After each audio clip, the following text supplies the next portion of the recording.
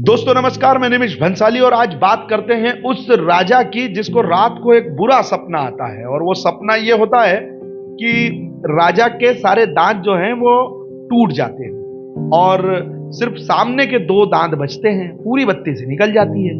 राजा बड़ा कुरूप सा दिखता है तो राजा सोचता है कि इसका परिणाम कुछ बुरा तो नहीं होने वाला है, चलो पूछते हैं। वो मंत्री से पूछता है।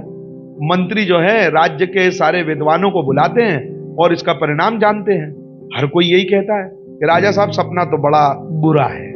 भाई आपके सारे दांत टूट गए हैं और सिर्फ आगे के दांत बचे हैं, मुख्य दांत। तो इसका परिणाम यह है कि आपके कुल के सारे लोग जो हैं वो मर जाएंगे, कि आप अकेले आप ही बचोगे और आपको ही भुगतना है जो भी है। राजा को बड़ा बुरा लगता है, अरे ऐसे कैसे हो सकता है, मैंने तो सब अच्छा किया।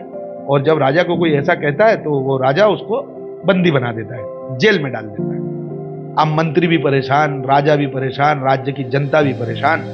मंत्री अपने घर में रहते हैं तो उनकी बेटी देखती है कि पिताजी परेशान है। वो पूछती है मंत्री से, क्या हुआ पिताजी?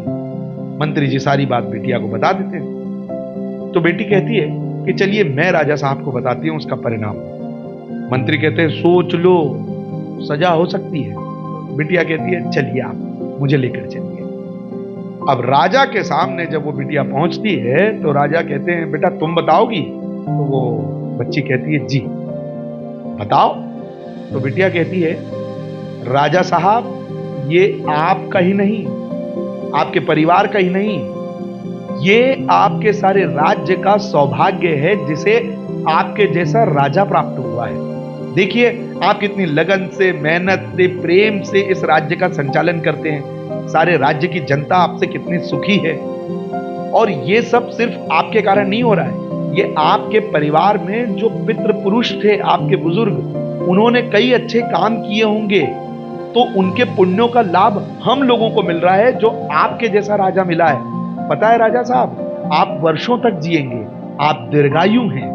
आपके राज्य का संचालन जो आप जिस प्रकार से करते हैं वो वर्षों तक करते हैं और उसका हमें लाभ मिलने वाला है। हम तो धन्य हो गए राजा साहब। राजा बड़ा खुश होता है और कहता है वाह भाई इस बिटिया को बहुत सारा पुरस्कार दीजिए। क्या बात है मंत्री जी, आपकी बिटिया तो बड़ी समझदार है। राजा भी खुश, मंत्री भी खुश, बिटिया को मिल जाता है पुरस्कार और सारा राज्य सुखी सुखी।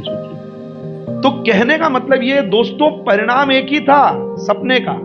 विद्वानों ने भी वही कहा और बिटिया ने भी वही कहा, लेकिन दोनों के कहने के अंदाज अलग अलग थे, तरीके अलग थे।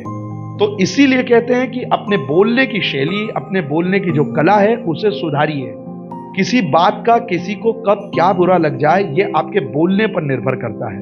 आपके शब्दों का बोलते समय बड़ा ध्यान रखिए, तो ही आप ये दुनिया जीत पाएंगे, क्योंकि शब्द ही संसार है। कहानी अच्छी लगी हो तो शेयर कर दें।